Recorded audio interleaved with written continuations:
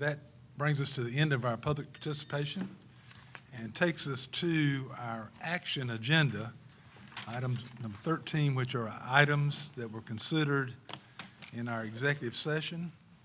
And the first item is item 2A, which is our selected employment. Do I have a motion? Ms. Baumgardner. Mr. Gant, I move that we approve selected employment items as shown in Exhibit A. Have a second? Ms. Hutchison seconds. Any discussion? Seeing none, all those in favor, please raise your hand. That passes unanimously. That brings us to item 2B, student enrollment matter. Do I have a motion? Ms. Hutchison. Yes, I move that we uphold policy IKG, secondary education, regarding the student enrollment matter as shown in 2B. Do we have a second? Ms. Lovelace seconds. Any discussion? Seeing none, all those in favor, please raise your hand. And that passes unanimously. And that will bring us to item number 14, which is our first reading approval of the 2017, FY 2017 capital budget proposal.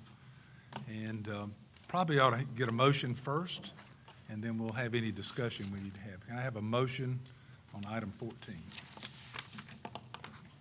Ms. Hammond. Ms. Hammond, is your green light on? First reading, we approved the FY 2017 capital budget proposal. Okay, do we have a second? Mr. Halterlonger seconds. So that will bring us to discussion, and I believe, Richardson, are you all planning to present tonight? And then we'll have more discussion after your presentation. That work?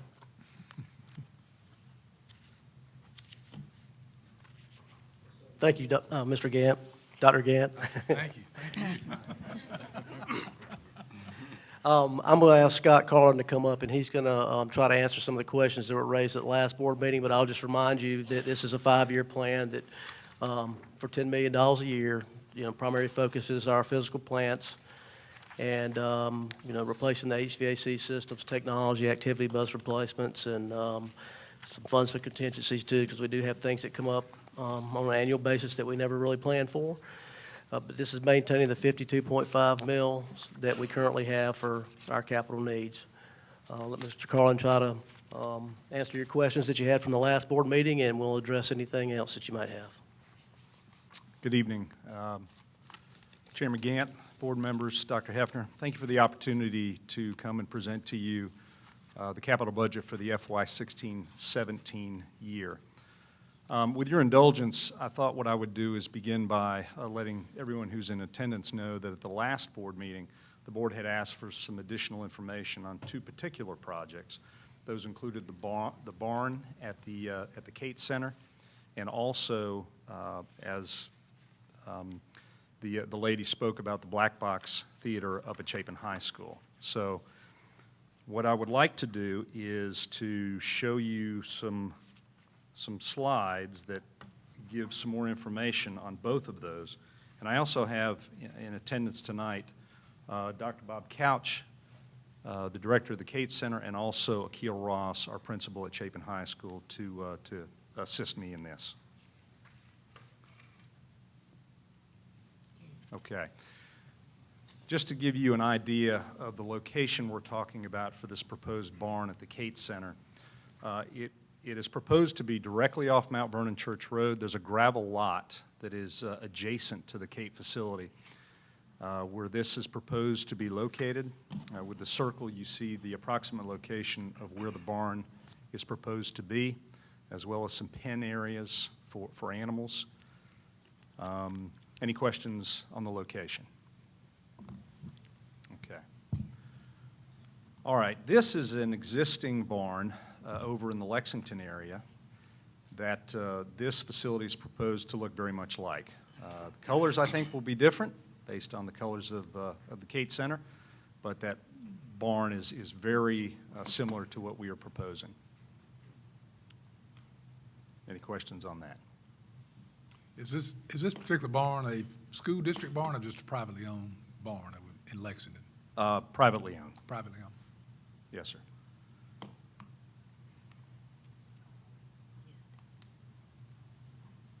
Okay, and now Mr.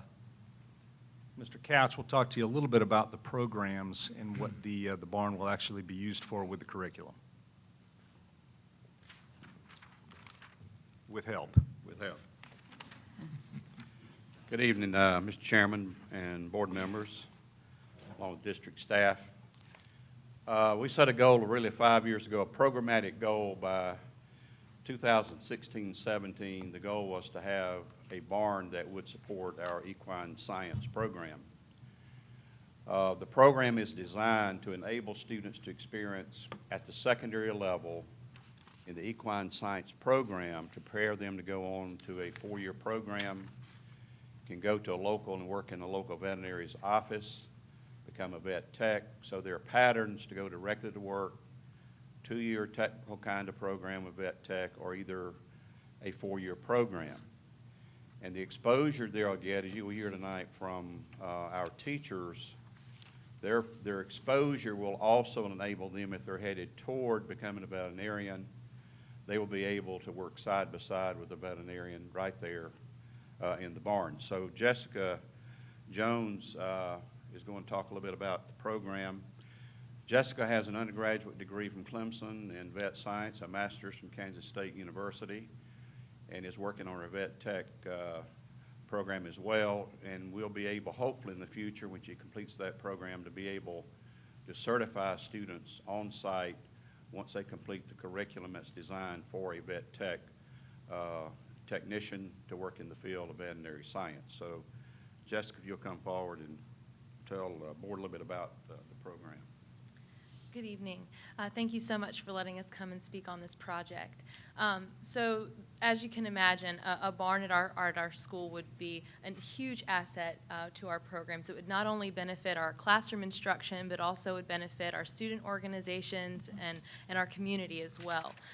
Students would have the opportunity to have authentic experiences in this barn where they would every day, they would manage the livestock such as cattle, horses, swine, goats, poultry. Many of our students in our school district, coming from such a residential area, don't get any of this experience or don't have very much experience when they come to our program. So being able to offer that to them in our courses would greatly augment their experiences. We have a couple of slides that we're going to show you. I'll let my colleague, Mr. Sim Asbill, who teaches our animal science class, give a little bit more specifics about what he specifically would do in his classes, and then I'll talk about my equine science class as well as introduction to veterinary science courses. To date, we as instructors have had to rely on either classroom simulations, which aren't exactly the same, and the generosity of local owners and producers to either host field trips where we have to get buses and haul students out to different places, or to bring animals to our facility for small experiences. So Mr. Asbill, if you wanted to talk about your course. My name is Sim Asbill, and I teach the first 2 courses of the veterinary science pathway. The first one being Intro to Agri-Science, and a second one, as you see above, which is the Animal Science 1, mainly focuses on large animal science, excluding horses. So we're talking about cattle, pigs, sheep, goats, and poultry species. And above, a few pictures of what we've had to do in the last couple of years, and largely meaning to rely on visits of local producers or people that have local cattle. We're trying to teach breeds, their background, a lot of anatomy, how the anatomy works, a lot of study into nutrition and what are the effects of those nutrition. So a barn will allow us to really research into those ideas on site.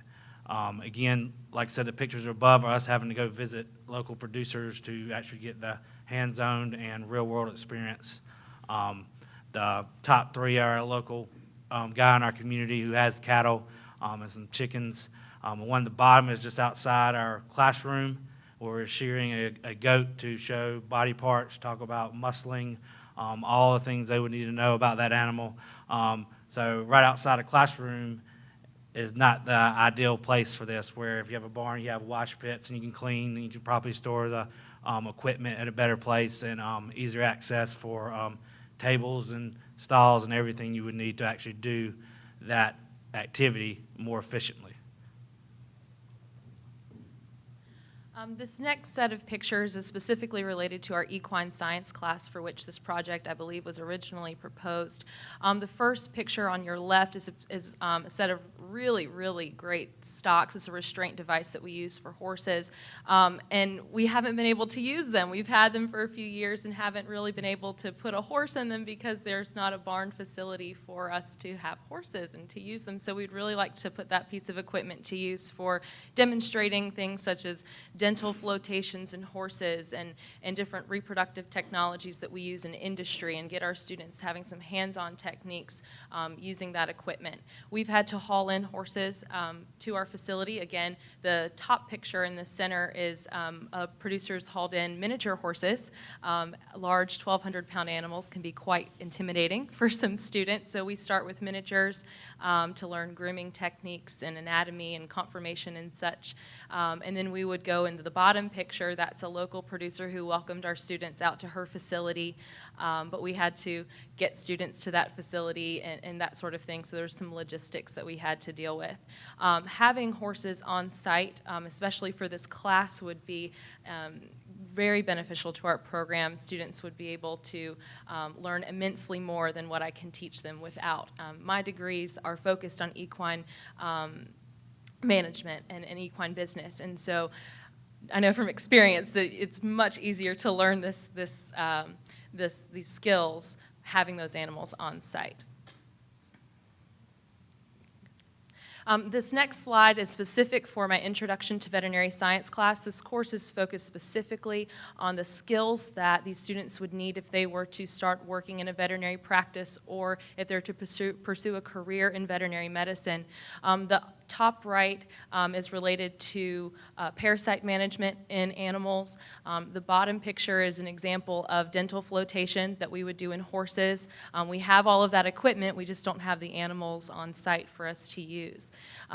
The middle picture is we just got an ultrasound equipment that we can use to teach students how to read that technology and how to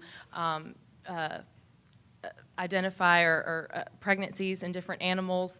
We had students last week bring in goats. Again, this would be, and this is in my classroom, a more ideal location for us to do this would be out in a barn. We would also be able to work with goats and other livestock that are there for the animal science classes in managing parasites and other health management factors, and I'd be able to teach students how to do phlebotomy techniques, drawing blood analysis, which we do, but it's a little bit, we use synthesized blood and stuff like that, so it's not exactly the same as what we currently do in my class. So a barn would, again, open up so many doors for us as far as what we're able to do with our students. Go to the next one. Oh, okay. Just to give you a summary of the program, we have 200 students in ag science. When I'm out in the community, I'm always asked by somebody what program surprised you the most, and I would have to say it's ag science. I never dreamed that we'd have 3 teachers and 200 students in a ag science program in Lexington 5. Our other teacher, Kevin Sox, who's not here tonight, is our Teacher of the Year at the center. So we also have the largest group of young farmers of any organization in the state, Spring Hill Young Farmers. We have 110 members, and they have been consistent in attendance at all the meetings and very enthusiastic in supporting the program as well as the district. And Dr. Hefner had a chance, and Lynn had a chance to meet with some of the leadership a few months ago to talk about the future of ag science at the center. Ready for questions? We do have two One more? You want to go one slides, more? yeah. All right. I'll just quickly, I don't want to waste your time. The next 2 slides, this first is just a picture of kind of an overview of what we do with our students. The FFA and 4-H are nationally recognized student organizations that we participate in. As you can imagine, a barn would greatly improve our involvement with those organizations and our ability to coach students through different projects and to help with our competitive teams that we do train. And there's one more. Our barn would also benefit our community. We would hope to produce eggs for farm fresh eggs for our community, and our students would sell as a fundraiser. Mr. Asbell's classes would be in charge of that fundraiser, and then we could also, it'd give us a facility where we could do more with our young farmers group as far as adult education in agriculture is concerned. Now we'll take any questions that you might have. Ms. Hutchison? We'll just come down the Yeah, line. certainly. Now, are you planning on, maybe this seems obvious, but I don't know, are you planning on buying all of these animals? Okay. Can you explain? They would come in as we need them. So generally, the kids that show, they're there at the most a couple months, then they go back, then they sell them or whatever. And then for classes, we depend on local community members to bring them in, a day, a week, just a short period of time to teach what we need to teach, and then they'll go back to the previous owner. So there wouldn't be any cows, horses, or anything like that the school would buy and own, things of that nature. It's just housing them for whatever short period of time we need them to teach these kids the skills they need in this field. That eliminates the rest of my questions. Thank you. Does mine too. Ms. Hammond? That was mine too, so, I want to get, this right in my mind, since we have so many students. Sorry, we have 200, I think I wrote it down, ag science students in the ag science program, and then 110 young farmers, and that's good because we all like to eat. I'm really excited to know that the future's in good hands. But what I really had a question about, we have all this equipment that and we saw some of that, like where the horse can go in the, when we bought all that equipment, was this like going to be in stages to get a barn at some point? Anyway, that was in the big plan? Yes, part of it is building an inventory of equipment you're going to need, because the cost over time, if you bought it all at one time, would be really I prohibitive. see, so, And so it's a process of buying it, and they can also demonstrate, even though we. yeah, that was my question. We're still using the equipment? Yes. Even though it didn't, they learn what it looks like and how you use it? Right. And so we have we have the space for classrooms. And we've got this equipment. So what you really, and then we don't have to buy these animals. So really, you just need this facility so these animals can be brought there to use what we've already bought. Yes, ma'am. Thank you. Yes, That ma'am. makes Yes, is the quick answer to that question.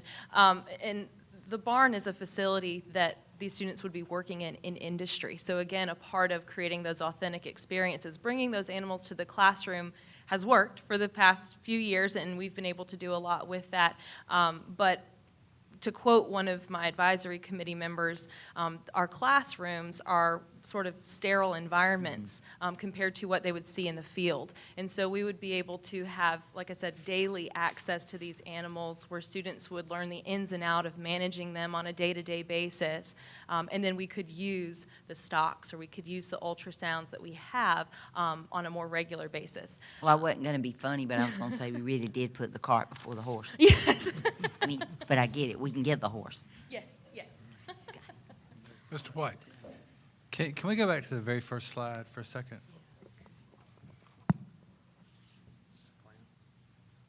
Plans? And I guess, no, the one that shows the road, go back one more. One more. And I guess my question is, that looks pretty close to the road, but how do you plan on securing the barn so it doesn't become subject to vandalism or people coming in there and letting animals out or whatever? Good question, Mr. White. To get access to that barn, there's actually a gate that you have to come through once you get on property to get into the area. Okay, and this doesn't have a. Okay, great. I need education. When you come on the campus, you're approximately coming in the drive in this direction, off Mount Vernon Church Road. And then there's a cutoff that comes into the area where this barn will be that has a double gate there right now that the center will secure for limited access to those who are allowed to get into it. You'll also see, this is your barn right, all right, this is your barn right here. And then you see these pens that surround it, as well as over in here. So your animals and what have you will be obviously protected from the road area. And again, anyone that comes in and out will have to get through those gates, and those will be secured. Are there, below that red circle and to the right on Mount Vernon Church Road, are there going to be fences or anything there? Or could somebody just, I mean, I'm just thinking that animals and kids, teenagers come up here and vandals in the middle of the night. I mean, is there, it just seems an attractive. I don't know that we have a plan for a perimeter fence, but we can certainly look at one. It seems like something to think about. Yes, sir. I mean, teenagers like to tear things up. Not our teenagers, Of course not. but other teenagers. Yes, sir, we'll look at that. Ms. Lovelace. Can I say something back real quick? I taught 3 years in North Carolina, and we had a barn, and there were some similar issues or whatever, but the kids take, I'm not saying nothing, guaranteed nothing's going to happen, but the kids take such ownership of it that if they're in there cleaning every day and something happens by a kid in the school district, we'll find out who, because it's their barn, and it's their site, and they're proud of it, and they're proud how clean it is. So in the 3 years I was in North Carolina, we didn't have a single problem. And I'd say, guarantee you nothing's going to happen. I really understand the concern, but I really expect these kids to take ownership and be proud of the facility they have. So I think that will lower. I think there'll be actually less chance, but I mean, I may be. Well, I offer the idea, but one thing I would suggest, whether it's a fence or maybe even cameras. Mm-hmm. I know the community I live in, we went through a couple of years of every summer, the clubhouse by the pool would just get destroyed every weekend. And everybody knew who was doing it, but until that family moved out of the neighborhood, it didn't, they put cameras up, it stopped. That's a good idea. But it was just thousands and thousands of dollars of damage, vandalism every weekend. And all you need is just a couple of kids, and they can make a lot of, that just road just seems very inviting. Was all. Ms. Lovelace. I was actually going to ask about fencing. And I want to go a little bit further with that, because when you talk about having animals on the premises, and they're talking about the large animals, are they going to be there for 2 or 3 days, a week, a month? I mean, how long do you think these animals are going to be on the premises? It varies with species. My equine science class is semester long, but I would probably like to have at least 2 horses on site, just due to the large class number. I have 25 students per equine science class, and so just to have one would be kind of overwhelming for that animal. So I would like to have 2. At least 2 during the course of that semester. During the spring semester, the off semester, I also have an introduction to veterinary science class and would like to keep 1 on site. However, during the summer months when we don't have students or over the holidays, those animals would be going back to the owner's facilities for them to manage. Now, for Mr. Aspill's classes, he teaches different units. So he would have 1 unit on beef cattle, for instance, and so for a week, maybe 2 weeks, or a couple of days, we would have beef cattle on site. When we would get to poultry, we would have chickens on site, and so on and so forth. So those animals, it would be a little more variable than for horses. I know very little about large animals, except for my dog. But with horses, I've always been told that to house a horse, you need to have an acre per horse. And and this right here doesn't give the horse, looks like an acre. And I guess when I'm going back to that fence, is that are we thinking about this horse and a cow? I'm assuming a cow has to have a fair amount of land too. Have we thought about that, to give the horse, to be able to get out and? Yes, ma'am. In those plans, you'll see that there's designated space for runs coming off of the barns, for paddock space for the animals to get exercise and access to pasture land. There's also some paddocks and pasture area further back in those diagrams that would be adequate to sustain animals for a period of time. And you talked about, and one last question. Yes, ma'am. You talked about during the summer months and the holidays that these horses would go back to their owners. On the weekends, We have students who would be more than happy. They've dedicated many hours coming to our greenhouse over the weekends, and similar students who, our students are very excited about the possibility and are always asking, when are we going to get this? When are we going to get this? We have students who do supervised agriculture experience projects. We call them SAEs, and students who are interested in learning about horse care or cattle management or anything like that. We have students who would be more than happy to come in on the weekends to feed and water and to clean up after and to check on and to make sure those animals are being taken care of over the weekends. okay.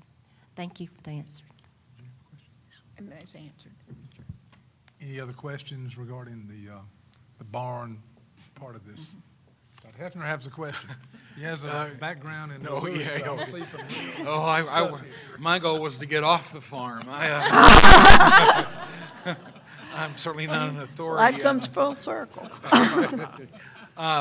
Can you, on that first slide, can you show where the existing greenhouse is in relationship to the barn? Just, The greenhouse, I turned it, there we go. The greenhouse is currently located here on the premises. and there's no plans to move the greenhouse. No, it's quite a permanent structure. Thanks. Thank you, Dr. Hefner. Mr. King. The only question I had, and this is, I'm sure all this is worked out, but you have people that are willing to donate, or do we rent the animals? Or we're responsible for them when we have them, though, right? Yes, we have. I've already had the pictures of the horses that were on the screen. I have the producer of the miniature horses. She has kindly offered to let us have a miniature horse, and just to have that for classroom instruction. And then the larger horses, the barn that we have taken students to, she has some older lesson horses who are very safe, bomb-proof, that she has said that she would be more than happy to let us keep on the property. And as far as other livestock, I know we have a lot of our young farmers who raise these animals as part of their livelihood. They've offered, and they're very supportive of our young people and our students, and want them to be successful in this field and to be passionate about this field. And so they have offered their livestock as well. Okay, thank you. I guess one thing comes to mind, large animals can move, not meaning to hurt anybody, but there's potential for someone to be injured. Is that something, is there a different type liability we would have as a school, and have we already addressed how we would handle that as far as our own students or anybody visiting the area where maybe we had a horse or a cow or?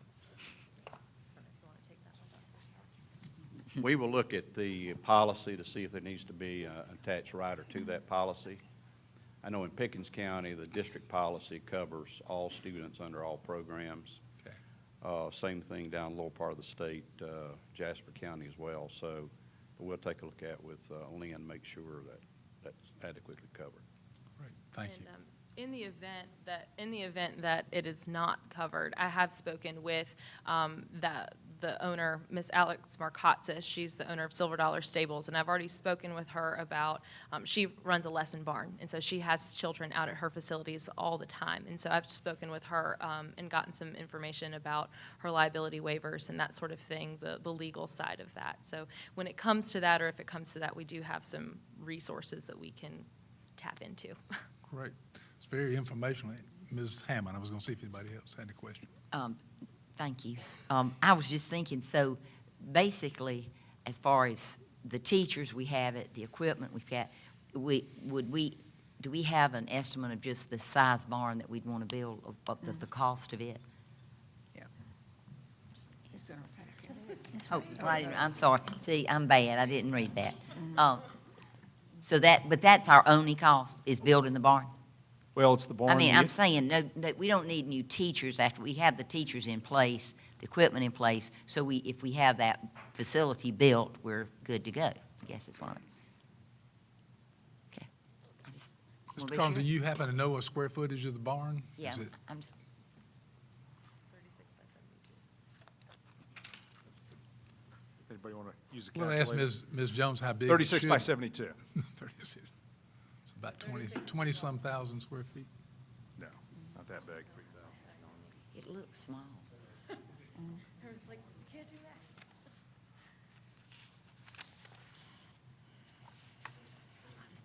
There we go. 2,600.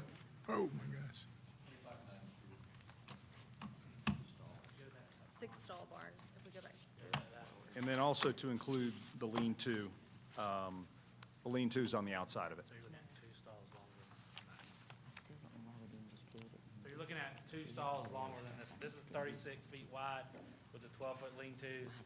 You're looking at 2 more stall spaces longer on what the drawings plans show. And as far as the components of the barn, it would be a 6-stall barn with a double wash area, so that while I'm washing horses or while we're grooming horses, if Mr. Asbell's students need to be in there grooming goats or cows or whatever, we have the space to accommodate that. And then there would be a tack room where we would keep equipment and grooming supplies and that sort of thing, as well as a demonstration area. So in the event that it's raining outside and we can't go and work with the animals outside, we still have an area where we can get the animals out and still have class. But that's kind of what would be on the interior of the barn, or what the layout is depicting there. Ms. Hutchison. Have you come up with a figure, operating expenses per year that this will add to the Cape Center's budget? I think with the support we have from the community, I think as far as the feedstock would be provided by the young farmers. So which is the big cost when you have animals on site. So that would be covered in large part by their donations. And I think in my conversation with them, whatever it takes for us to be able to do this, they're willing to donate the things that they can donate that would cut the cost for that operation. What do you think that we might have to pay for that I can't think be? water, lights, the sort of the utility costs that would be involved with that. But the maintaining of the barn, we have building construction, we have also the students will be the ones that will maintain the inside of the facility. So all of the costs that you would normally think that someone would have to do, our students or either the Young Farmers Group would do that. Thank you. And by the way, every program, I think most of the programs in the state do have a barn, so that's part of the ag science. And the cost usually is on the food cost, which in most communities, the farmers provide that. Any further questions? I think we've been schooled on barns tonight, animals. Thank you very much. Almost all of those questions and all of your presentation came up last time about needing to know some of that, so thank you very much. I think Dr. Heaven would be a mentor to us. Right, Dr. Heaven? Thank you so much for your time.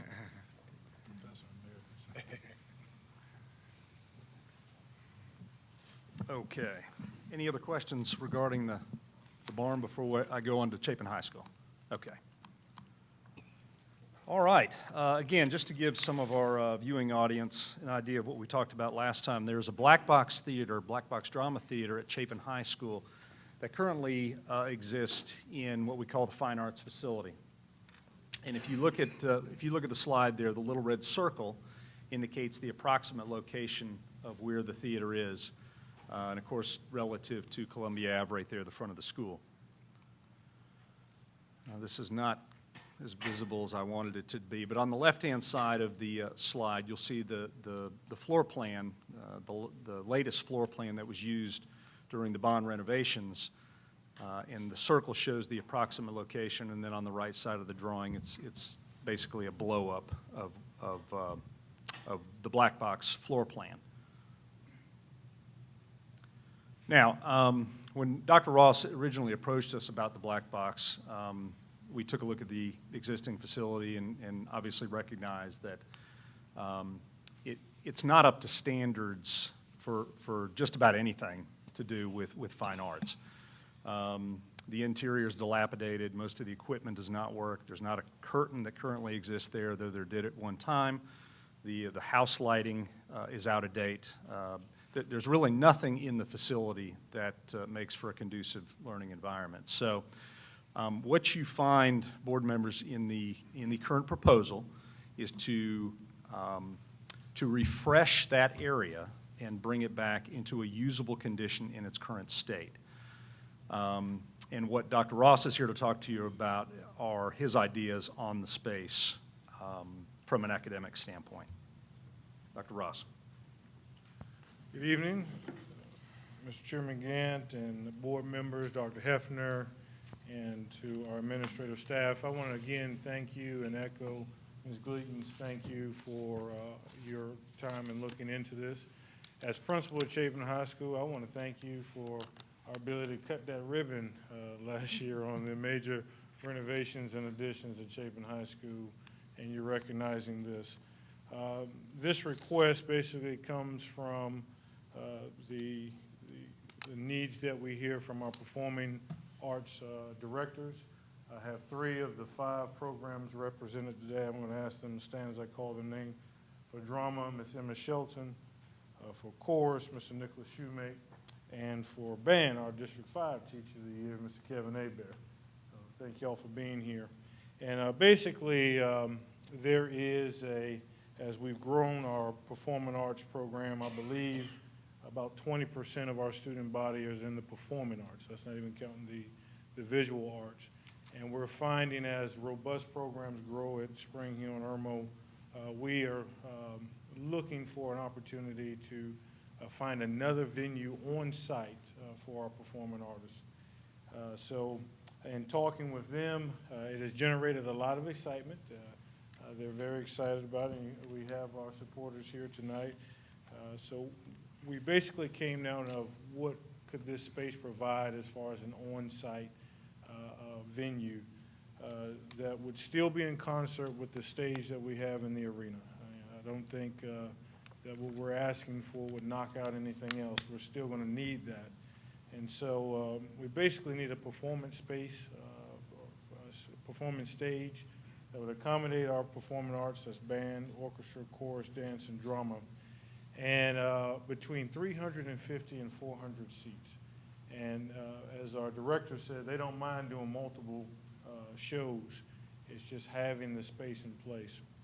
At a minimum, we take on about 12 performances, and a lot of them, because of scheduling issues, have to be off-site, and we're struggling to find that off-site place just for the performance. So 12 performance, and then you look at trying to have a minimum of 3 rehearsals for that particular space. You can see how the numbers start to cause us some issues. So I brought this to the administration in hopes that we could basically provide another venue. As Scott Carlin said today, that this does not meet our current situation. I tell people, if you're at a Chapin drama event and you come in late like I have, because of the space, when you walk in, you're now in the play. They're going to look at you and ask, what's your line? Because there's no way you can walk in and not be a part of the play. So we look to you for, again, thanking you for taking this under consideration, looking into it. Also on a special note to for those who have come out, I know some weren't able to, and I totally understand that, but you reached out or you walked out or you came out or you ask questions, and that means a lot to the Eagle family. So I'll pause here for questions. Have questions? Mr. White?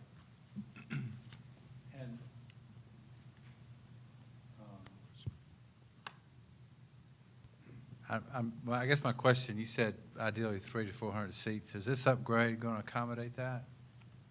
Is this proposal? No, sir. What you currently have in the budget is to bring that current area up to present district standards on being able to use the space. So you're looking at somewhere between, I think it's 109 to 126 seats. So what Dr. Ross is talking about, if we pursue that, that's a much bigger project. That could actually be accommodated within the building footprint right now. There's a number of other rooms that are included in that area, but you're talking about a much bigger price tag. Well, the thing that, I guess just ballpark, because I know we talked last, or 2 meetings ago about the question came up. Was Last meeting, yes. that last meeting? But the question was, for this investment, you know, what size are we getting? And so if the ideal is 300 to 400 seats, what ballpark investment are we looking at? Or is this something to stage in? Is this renovation going to be salvageable to use if we stage it in, or is it? It's kind of the questions we were asking last time, wasn't it? I mean, is this sort of a throwaway cost? If you really need 300, 400 seats, you got to start over, or can be scaled up? I mean, is the footprint such that you could then come back and expand it, I guess is the question. I really think at this point it's a decision of, do we try to use the existing space by bringing it up current standards and not changing the seating? And if we do decide to go to more seating, then we probably need to look to figure out a way to try to fund that. We couldn't accommodate it in our current plan the way it is, but to figure out another way to do that. Just ballpark, if you went to 300, 400 seats, what are you looking at in a project? Some very rough numbers in a very preliminary conversation with an architect, somewhere between 1.5 and 2 million. And if you did that, would you use the same space or use different space? Again, very preliminarily looking at it, the architect believed that you could use the existing space that includes all the rooms, first and second story, within the confines of the exterior walls of this building. So And how you would accommodate that, you've all been over to Spring Hill High School. With the telescoping seating, you would need to have that type equipment I think to provide the the seating. question that I heard, at least I was thinking when y'all were talking last time, if there's a budget item of $535,000, if we did that now, we have 120 seats. If our goal is the idea would be 300 to 400 seats, do we have to tear it out and start all over? Is the 500 getting thrown away? Is it now less than five? I mean, does that 500 is it accretive, or is it going to be displaced? I mean, If your ultimate desire is to go to the 300 or 400, we do not need to do what we're proposing in here right now. so if we want to do that, we need to stop and think, do we really want to That's spend the correct. 500 and have something that may not really? Or I to mean- spend a portion of it on design efforts to bring us to where Dr. Ross is talking about, the 300 to 400. And has anybody else, the board officers or Steve, have y'all evaluated the pros and cons of this 500 versus the $1.5 million? I might know there's $1 million difference, but I have not evaluated that. Again, one of the goals you gave me this year was to come up with a 5-year facilities plan, which I am working on that. And I would tell you that there are many competing interests for things that we need to have done within the system. And at this point in time, I would not know how to respond to that. I don't know. I certainly fully understand the need, but I have not completed the assessment of that in relationship to all the other needs that are on our list. I want to go to Ms. Hutchison, and then you have a question. Mr. Carlin, last meeting, we asked you to take a look at the cost, the possible cost of making the stage in the arena something that will be acceptable until we can build a theater that would meet the real needs of Chapin High School.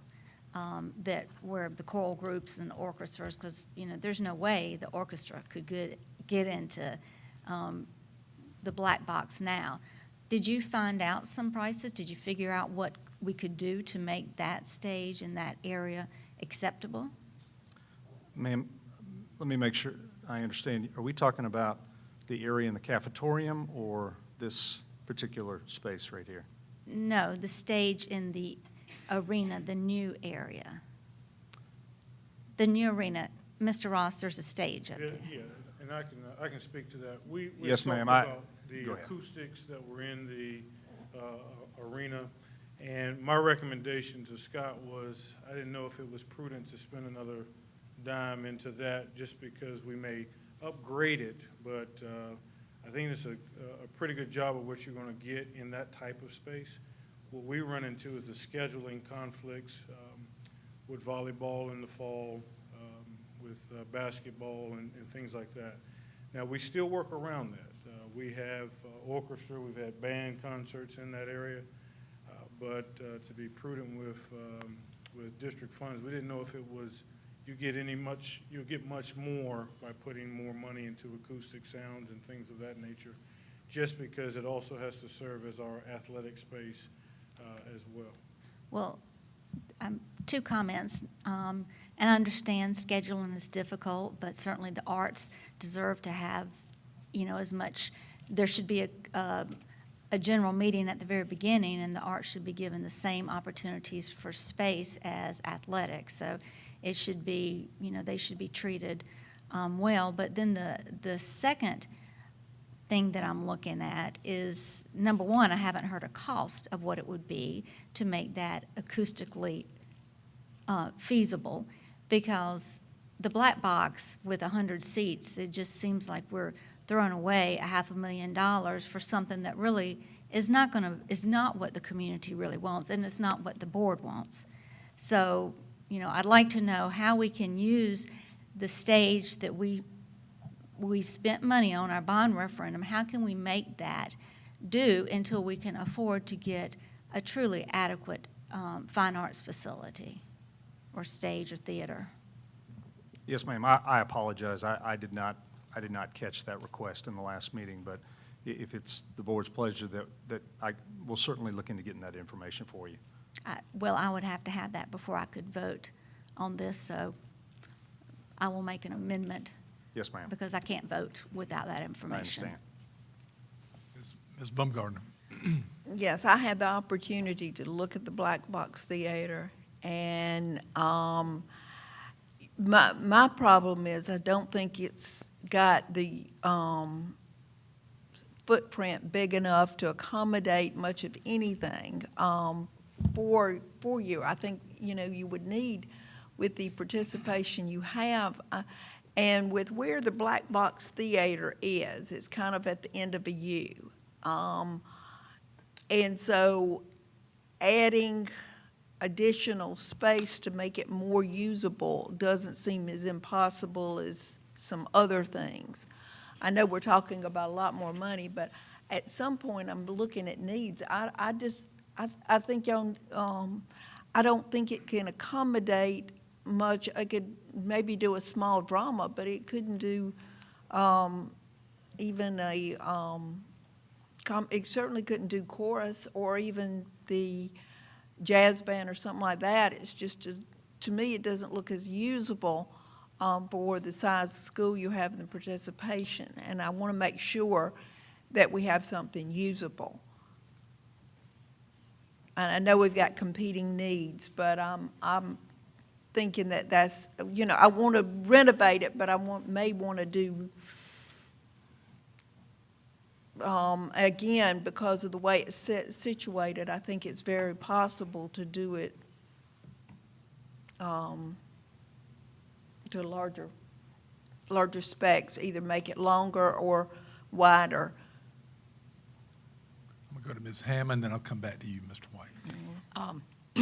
Just to get a little history of this, as you brought it to us for this smaller renovation, and then these questions were brought up for it not being adequate as to what they really need in that space. But the 535, that is, in other words, you got input. I just want to see how that came about. Did you get input from your teachers, your staff, and you, of course, as principal? And when you came to us with this, did you, as a group and a school, feel like you would have settled for this, even though it isn't going to be adequate for all the things like Ms. Baumgartner is saying? It might be, because I remember if I'm thinking how I looked at it, and I'm not saying I'm right, it bothered me that we had this facility, or this room there, unable to be used in the condition it's in. And so it's space that's there that I felt like students needed and teachers needed.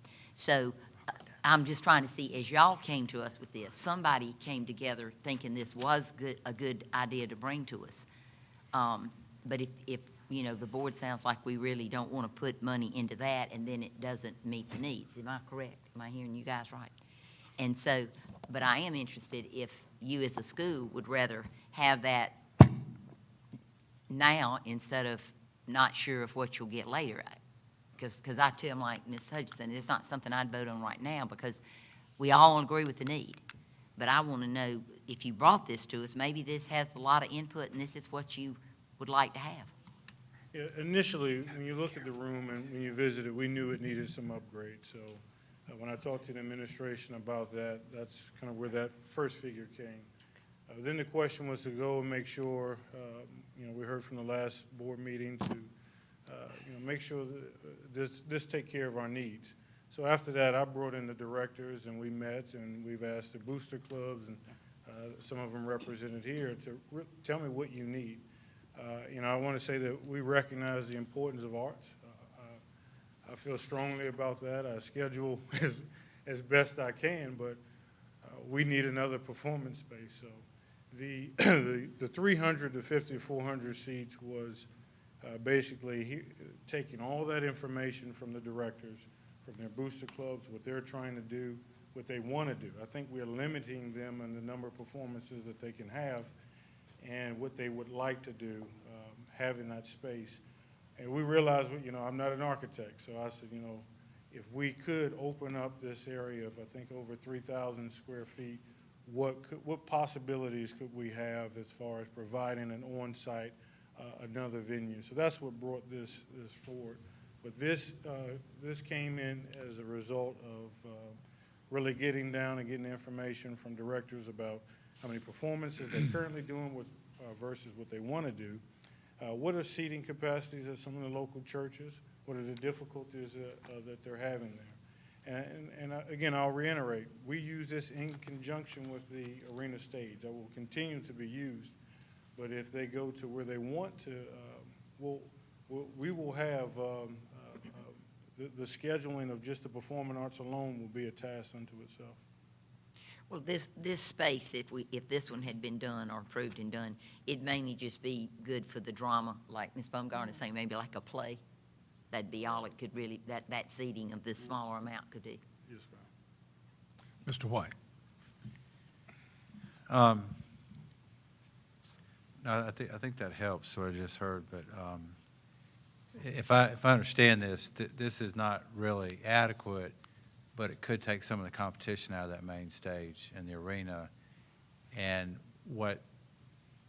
I know, Scott, that was just a ballpark, but I think to make a good decision, I would prefer to number one, assess this further in terms of not only spending something to soundproof the arena, but doing these plans here versus what could I don't want to choose my words carefully, efficient, 300 to 400, seating, what Akil suggested might be adequate, what that may cost. And I guess the contrast is, you know, we've got, Dutch Fork has got a modest, you know, stage and performance center. Irmo has a very nice one. Those aren't cheap, and those won't be coming about unless there's another referendum. And one of the dynamics that we learned in this whole referendum process through these 3 shots is you can't just put stuff in one cluster. I mean, you need voters to come to the table from all clusters to support something. So there's really got to be a district-wide need before there'll be another referendum. And I think you, Steve, have heard that at least some, maybe your Business Advisory Council, they don't think that in the near term that's a good idea. But I guess my question is, you know, something that might be 300 to 400 that is more, you know, modest compared to Irmo's, but more similar to maybe Dutch Forks, that gives them an adequate space. What would that really cost, knowing that we can't do, I mean, ideally, one day, all 3 clusters ought to have a performing arts center like Irmo's, but that's, we don't know what day that is. But I'd hate to see, and even if you spend half of the 500 putting soundproof and stuff up there, is that really a good investment? If it's $1.5 million or something close to that, you know, are we going to spend a third of that on a temporary fix that may not be, it may not have a useful life beyond whenever something bigger gets built? And so I guess what I'm saying, Steve, is should we really take a hard look at, should we try to do a 300 to 400 seat at an efficient price, or do we do one of these temporary measures? And Beth articulated one. This is one, but I think we need all that information to try to make a decision. I think we need all of the information on all of those options. Ms. Baumgartner.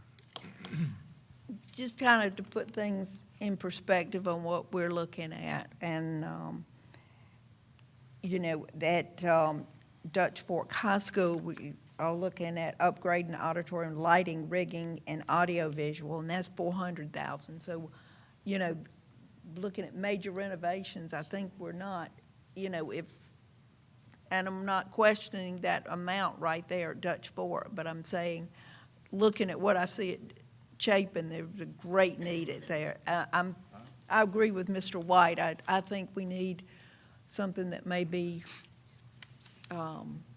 more usable. But I'm just looking at those 2 numbers and thinking,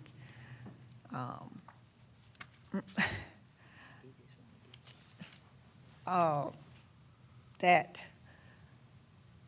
there's going to be, there's just greater need. I want the teachers, I would like to ask some of the teachers, if you hear what we're saying, you know, give us some of your input, because that's who we're listening to. I know you've talked to the principal, but would any of the teachers here like to share their Baumgartner, opinion? I don't know if we want to. Oh, well, I guess I'll ask Dr. Ross if you'd like to have input from some of your yeah, staff. I mean, he's talked with them, but I won't put him on the spot. I know. Nothing you say or will be used against you. Hi, I'm Mr. Abier. I'm the band director at Chapin High School. I know most of you guys. I think really right now what we're looking at is we do have a need for something. Currently, we don't have anything we can go to. For a little while, we were able to use the auditorium at Spring Hill, but as that got more popular, we are not able to get on the books there as well as we used to be able to. And then rehearsal facility is a little bit of an issue as well. So we're kind of looking for something. When Dr. Ross approached us about this, we looked at the dimensions, and the first question that came to me was, is this going to be big enough for a band or an orchestra? And I looked at the existing plans as well, and I said, that's probably not going to be useful for the full band department. We could probably use it for a percussion ensemble, which is certainly a help, and we could probably use it for the jazz ensemble although it would be very loud. And so we kind of started looking at things again and seeing of ways we could utilize that full space by using some of the other rooms as well. In regards to the gymnasium or the arena is just not, it's not just the acoustics that are the issues in the arena. The biggest issue is that we have so many athletics that go on there. And I don't think it's necessarily an issue of scheduling them versus us. They have games in that arena, and there's not really any way for them to take away those games and not be able to play those sports. We have our athletic program is very, very big. In addition, for my personal preference anyway, with trying to educate not only the students, but educating the parents on etiquette of concerts. It's very hard to do that in a gymnasium when they're sitting in bleachers. So that's one reason why I've opted to go to the other schools to try to get more of that concert etiquette and to try to teach that to the students. So in my opinion, if we had something, even if it were on a smaller scale, as long as the stage is large enough to put the students on, then I'm in favor of having a smaller scale versus nothing. My name is Nicholas Schumann. I'm the choir director at Chapin High School. This is my second year at Chapin and my second year teaching. This was something that when I came to Chapin is obviously a very big need. All of you recognize that here tonight. I have worked extensively with a lot of the high school choral programs throughout the state. Many of them are the top performing groups in the state. This new proposal that Dr. Ross has put in front of you, many of those choir groups perform multiple nights in a space that seats relatively 350 to 400, maybe a little closer to 500, depending on where the space is in the school. For my students, I like for them to perform multiple times. You do hundreds of hours of work for one performance, and it kind of waters down the performance. They get more out of doing it multiple times. So there's that aspect of the size of the arena and kind of what the thought process of Mr. Hebert, myself, and many of the other directors was. I am also a big proponent of working with others in our area. Last year, the choir program did several joint concerts, one with Dutch Fork High School. Both of our chamber ensembles performed at a local church at Lake Murray Presbyterian. As Ms. Gleaton and Dr. Ross and Mr. Hebert have pointed out, many of our churches have given very generously of their space through the years for the choir program, even long before I came to Chapin High School. This year, I did not have a performance space until the week before Thanksgiving. And our concert immediately preceded Thanksgiving break for us. Chapin Baptist Church very generously accommodated, moved some things around for us to be able to perform there, and also do 2 dress rehearsals there. That is the biggest problem that we have as performing ensembles, is having time in a space to do dress rehearsals for concerts. For my kids, many of them have to adjust their oral listening for what they're doing in the space. Choir is very dependent on blend and listening to one another. And if you simply don't have that rehearsal space to be able to do a rehearsal before a public concert, it is almost impossible for them to immediately adjust on the fly.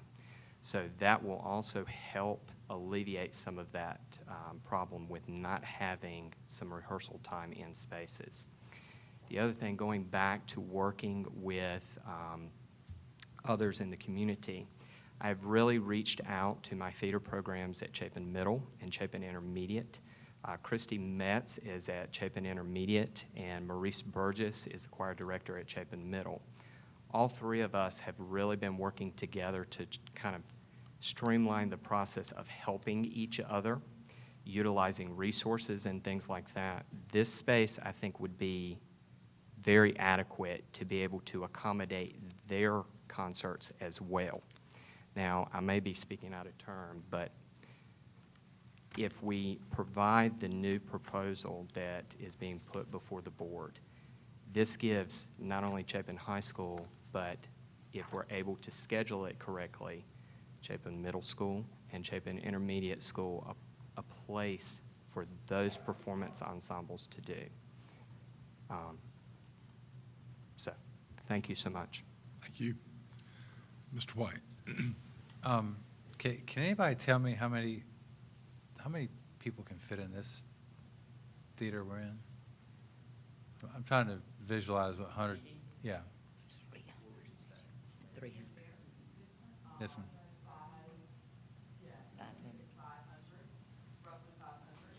So 120 is a little over, it's probably a quarter of this? Mhm. Yeah. They have 40 people in like the. What did you? Yeah, this part, half of them. Trying to visualize the size. is what you- Yeah. I think we've covered this, but this will help me. And I think where we're headed is more information to make a good decision. But it was mentioned that the entire building would be used in an expanded plan. Are we talking about that entire wing of that building? Is that? Now, let me, again, the drawing that's in front of you is not as clear as I would like it to be, but let me attempt to show you what we're talking about. The existing space, for which we showed you the pictures, is about that size. Okay? That's the existing space. What we're talking about is utilizing all this space, rather than, again, just this. And just, Dr. Ross can help me with this. Is that area he just outlined behind the wall within the existing room, or does it go back into some more space behind the second wall? No, that is the, so this is the wall that you see that splits that room? Right. Yeah, and then we would be going back into the, what's called the prop area. Okay. Yes, sir.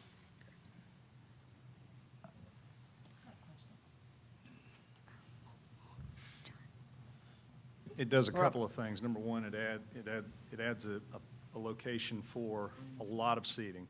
But the other thing that's hard to picture, again, with the drawing is the stage is right here.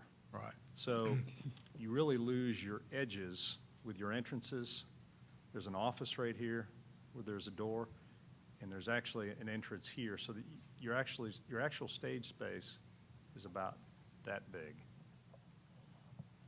currently. Correct. Ms. Lovelace? Okay, you're talking about the existing seating 100 to 125 people. So if you extend this out and do what y'all talking about, Yes, what ma'am. will that take it to? Again, preliminary numbers of the architect, somewhere between the mid-threes to the mid-fours. Oh, okay. That's for the mountain, that's in the budget now? No. That was the 1.5 to 2. Okay. Mr. Gant? But that's not, but is that going, And one of the Outside reasons of- for that, too, and I mentioned it briefly in the beginning, but you have an upper floor right in here that has some storage space. And to make this happen, you've got to accommodate taking out the second floor area to open this whole area up. And that's where you get into a lot of your expense. so just taking out all of this and redoing, what you would say would be $1.5 million to $2 million? Yes, ma'am. Again, with the same, with similar seating style for what you have at Spring Hill High School. As I think a lot of people up there know, you know, I've moved a lot of kids around Chapin in my lifetime, going from churches to churches, and I know that we desperately need something for our kids to be able to perform, because we've got great kids and that we need to show their talents. And you know, I do hope that we will go and look at, you know, between the 125 seats and to the 300 seats. I think a lot of people would be happier with the 300 seats of what I'm hearing. I would, you know, because I think, you know, when you start looking at this room here, you know, what it would take. So I want to thank the board and everybody for asking these great questions, because I think that you guys probably understand that, you know, that we are wanting to give you guys the best that we can give you.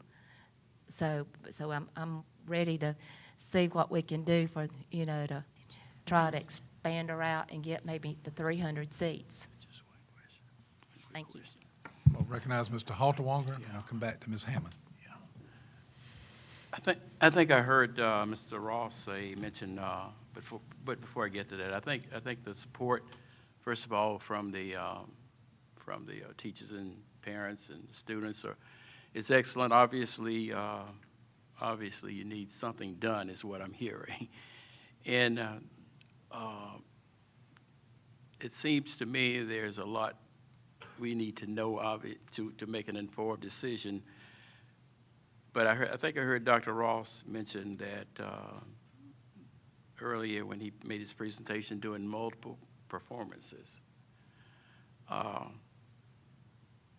So the question I think we have to answer is, are we going to wait on that information? Of course, we need to wait on that information, but in the meantime, maximizing the space, to me, it would be the right thing to do. If you got the extras, it may not be shown here now, but in order to get the maximum bang for the buck, so to speak, you need to maximize the space and not just utilize what we have here.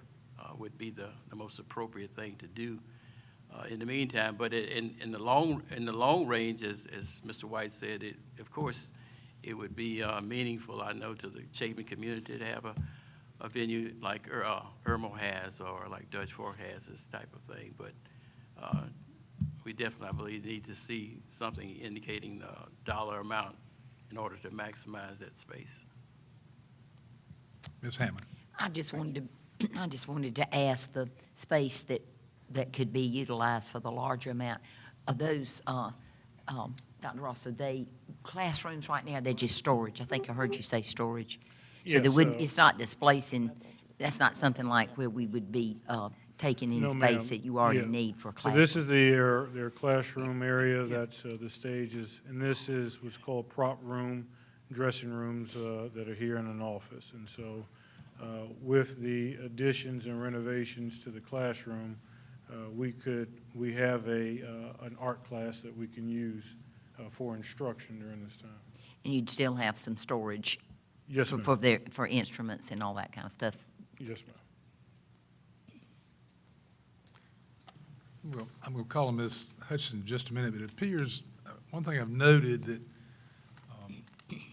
we obviously have a need that's supported in the community, but as I look at the Chapin 5-year projection, this is the year that we were planning to do something at about $500,000 range, or that was a request. So I guess part of what I hope, I know Ms. Hutchinson, you said you were going to give us a motion, but I hope part of this study can look at how to fund whatever and over what time frame. That also, my concern, and Ms. Baumgartner said this too, is we have, this is a need, but we have needs in our community of District 5 that we haven't addressed, so I want to be cognizant of that. But Ms. Hutchinson, with that, I'll call on you. Yes, I'd like to, I move that we remove item 38, Chapin High School upgrade drama theater, from consideration for the approval of the capital projects as has been presented to us. Why not table? I have a What? motion on the floor. We have a second. Ms. Hammond, you second? Just pulling that for further discussion. Is that right, Yeah. Ms. Fletcher?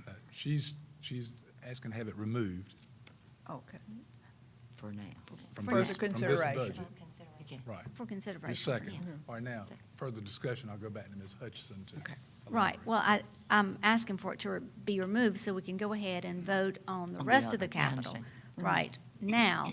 But we all have some really good questions that we're tasking our staff to look into. So this will give them a chance to do that, and we're not holding up the capital project. So that's, that is why I'm doing that. And also, I want to say, and I think, Mr. Gant, you were hitting on it, is that there are lots of needs across the district. We do, as you can say, all 7 members are interested in making sure that Chapin High School does have a good facility for their fine arts, but I do have to remind people, I know everyone loves the theater at Irmo High School. We've only been in it for 1 year, and up to that point, performances were held in a very small theater, probably about that size, or also in the cafeteria. That's not ideal.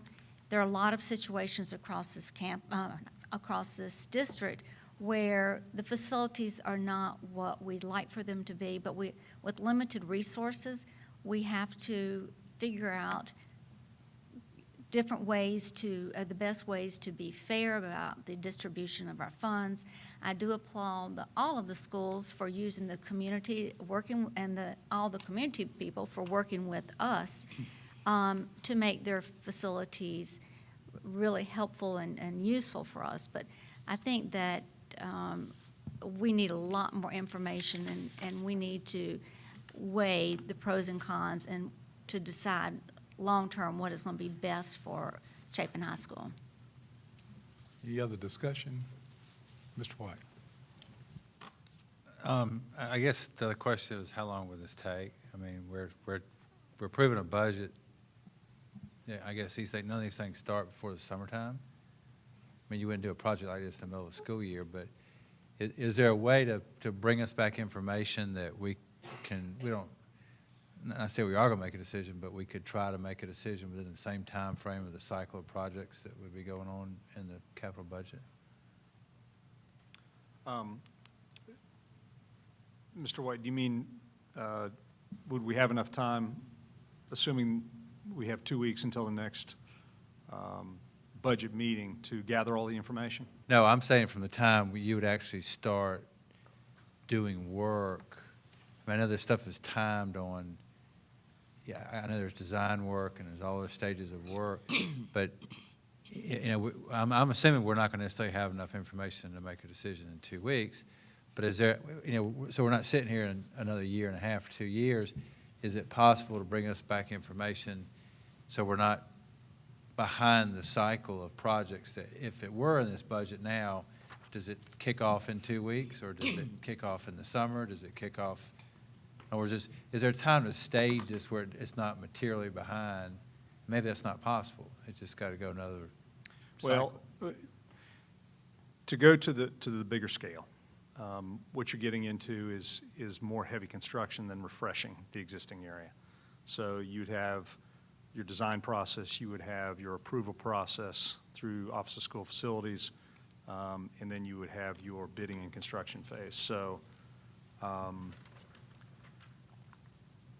I think we have, if we're talking about not doing what's currently in the plan, we will then have time to gather all the information that I think you're looking for to consider something more extensive. Did I understand your question? Yeah, I mean, let me say it another way. If we were to do a bigger project, it wouldn't get done in the normal cycle of these projects. It would take longer. I think what you just said, It because would definitely take longer, yes. So if we're trying to make a decision between the bigger project and one or two, this project or some variation or alternative, then I'm trying to say this in a way, at what point can we get information so we can make that sort of that initial decision, knowing the bigger project may take a year or a year and a half to get done. But if we didn't do the bigger project, we're not sitting here next September deciding to do the smaller project, that we can, I mean, is it, what I'm asking you, is it practical to have this information in the near term? Yes, Okay. yes. And I think, Very much before we so. go to another board member, I think Mr. Richardson might be able to shed a little light on this that will help us, and then Ms. Lovelace, you'll be up. You bring up a great question, how long would all this take? And based on the, the current funding we have available, obviously, this was going to have to be a multi-year process if we are to do something as extensive as we're talking about now. Excuse me, but I think as part of the process, if the board agreed to go ahead and set this $500,000 aside, knowing that we're going to expand what we're doing, we can begin the approval and design process now, and we'll be running into probably next spring where we have another budget cycle to approve, and then that, we would have a lot better information prior to that, obviously, but then going into the next budget cycle, we may be able to get in and have enough funding available to do the project. Ms. Lovelace? How many students are in the arts at Chapin?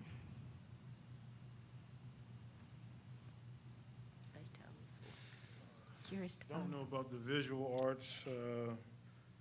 If you take all programs combined, all five, we're about 250-something students in the performing arts. Okay.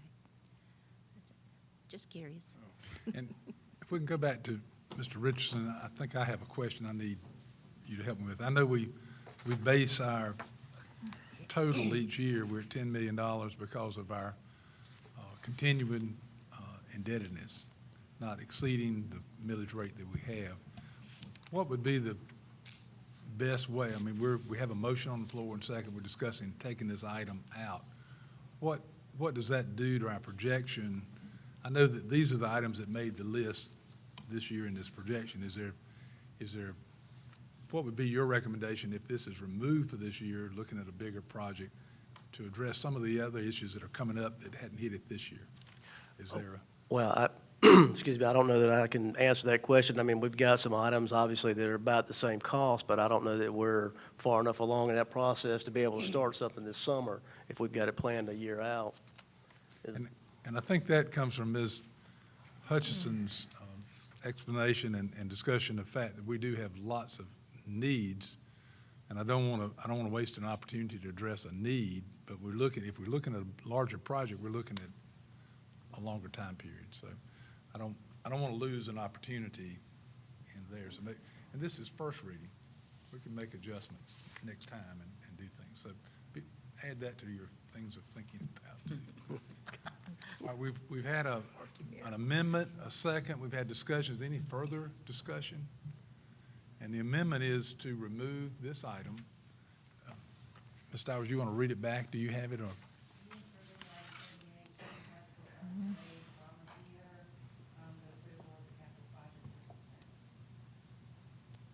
Okay. So we had the amendment. We had the second discussion. All those in favor of the amendment at this time, please raise your hand. All those opposed? And the amendment carries. So that takes us back to our original motion, which was to approve, which we've had a motion and a second on that. Is there any further discussion on our original motion, which would now be amended to eliminate this Chapin High School item that we've just removed? Any further discussion there?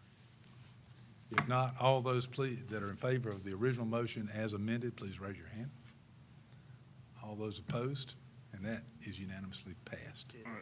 For clarification, what you're looking for us to do in the short term is to get a cost figure on what it might take to make improvements in the arena, to make that facility more performance-friendly. That's one. And then to get a figure on the revised expanded plan as proposed by Dr. Ross in terms of what that would actually cost. Is that correct? You wanted those two pieces of information? Yes, sir. Is there anything else you want? Anyone else have anything? The only other concern I have, the time frame for that and the approval of this budget, Mr. Richardson will help us work with how to not use monies that we have set aside for other Right. projects that we may have this, that might. So go then I forward. think the number 3 thing would be to look at what would come up next on the list, should there be monies available now that would otherwise go untapped, and that might not be the case. Basically, is what I hear you're saying is we're kind of fencing that allocation to go toward the Chapin arts area, is that correct? Or not fencing it? No, okay.